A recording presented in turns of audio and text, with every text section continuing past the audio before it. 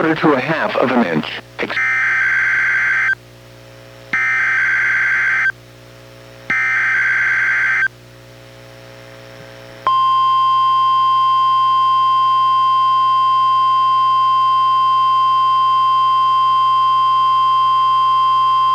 This is the National Weather Service Office in Portland, Oregon. The preceding was a test of NWR radio's warning alarm. Tests of these receivers are normally conducted every Wednesday between 11 a.m. and noon. If there is a threat of severe weather on the day of the test, it will be postponed until the following week. This concludes this test. We now return to our regular programming.